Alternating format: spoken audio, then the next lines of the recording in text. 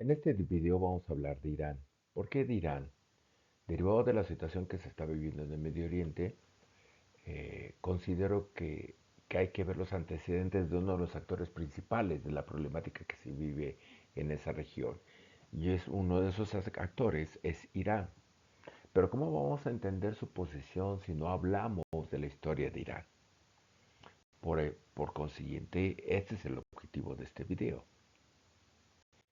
Irán es un territorio superior al millón y medio de kilómetros cuadrados.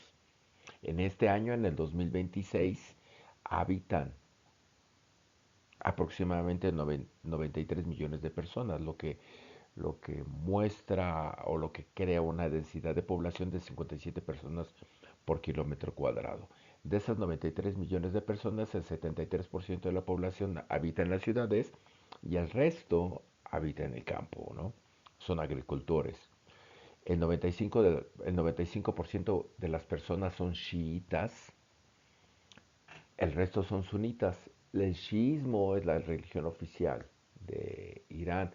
En Irán también cabe la pena mencionar que los iraníes no son árabes, son persas. Pero también hay otro grupo étnico que se llaman kurdos, que viven al norte del país. Los kurdos, hay kurdos sunitas y hay kurdos chiitas. ¿Sí?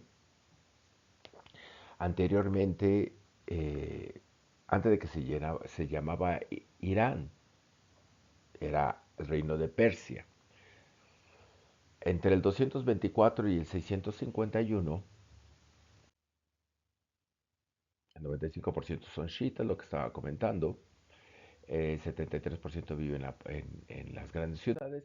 Y bueno, entre el 224 y el 651 después de Cristo fue invadido Persia, el reino de Persia fue invadido por la religión islámica, por los árabes. ¿Sí? Eh, Toda esta información la pueden encontrar en mi blog que se llama Políticas y otras cosas. Pero en el 657 se da la división entre los sunitas y los chiitas. ¿Sí? Los sunitas estaban liderados por Muawiya y los chiitas eran los seguidores de Ali ibn Abi Talib.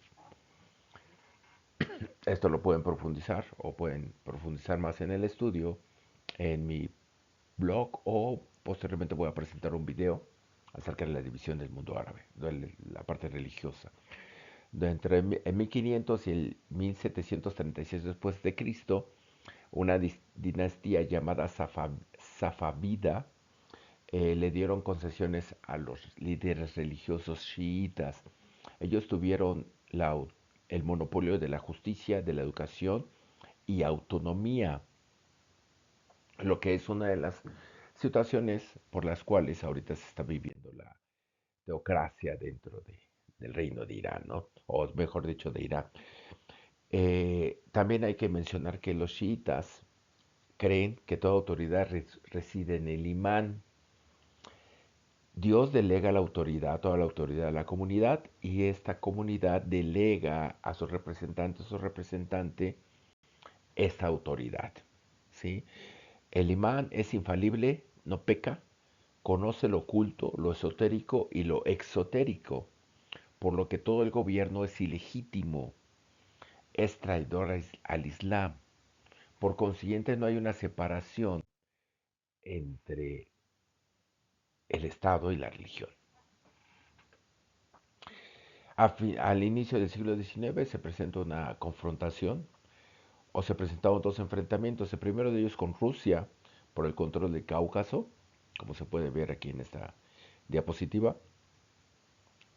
Fueron dos, la primera de ellas entre 1804 y 1813 y la segunda entre 1826 y 1828, y donde Rusia gana y se anexa lo que ahora es Georgia, Azerbaiyán y Armenia, ¿no?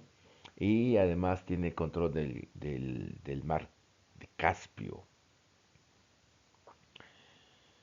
Derivado de tal situación, el Reino Unido aumenta su presencia en el territorio porque el Reino Unido tenía la colonia de la India y temió por sus intereses dentro de la colonia de la India y eso lo utilizó como pretexto para invadir la parte sur de Irán, y convirtiéndose el reino de Persia, perdón, en un estado tapón entre los intereses rusos y los intereses ingleses, ¿no?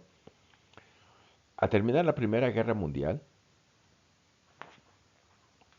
Reza Khan, apoyado por el reino británico, por el Imperio Británico, derrocó a la dinastía Qajar. La Qajar fue la que sustituyó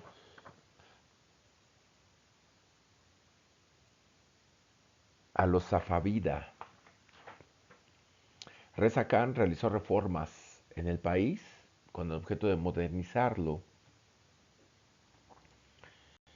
Sin embargo, Reza Khan, sin embargo, pues también implementó medidas dictatoriales, restringió la libertad de expresión, utilizó la censura, suprimió los partidos políticos y los sindicatos, ¿no? Entre otros actos, apoyándose por las Fuerzas Armadas para mantener el poder. Eh, la modernización fue selectiva porque no le dio el voto a las mujeres ni tampoco prohibió la poligamia. Sin embargo, creó universidades con el propósito de desarrollar o crear personas preparadas para el proceso de modernización que vivía en el país. Hay que tomar en cuenta que en ese momento Irán era... Las potencias extranjeras estaban sobre Irán porque estaba el petróleo, ¿no? Habían encontrado grandes yacimientos de petróleo y era barato explotar el petróleo dentro de ese territorio, ¿no? También incorporó leyes occidentales que iban en contra de la Sharia, rompiendo el monopolio de la justicia que tenían los líderes religiosos. Y eso empezó a molestar a estos líderes religiosos, ¿sí? Para 1935, Reza Pahlavi cambió el nombre del país, dejando a un lado el nombre de Persia, el cual se deriva del griego, y adoptó el nombre de Irán, el cual proviene del término Arianam, que significa tierra de los arios. Ojo, pues, cosa de la situación de Alemania antes de la Segunda Guerra Mundial. Cabe mencionar que el Shah simpatizaba con el régimen nazi. Ojo, el régimen nazi de Alemania. Lo anterior era derivado de los problemas que le provocaba a la empresa British Petroleum,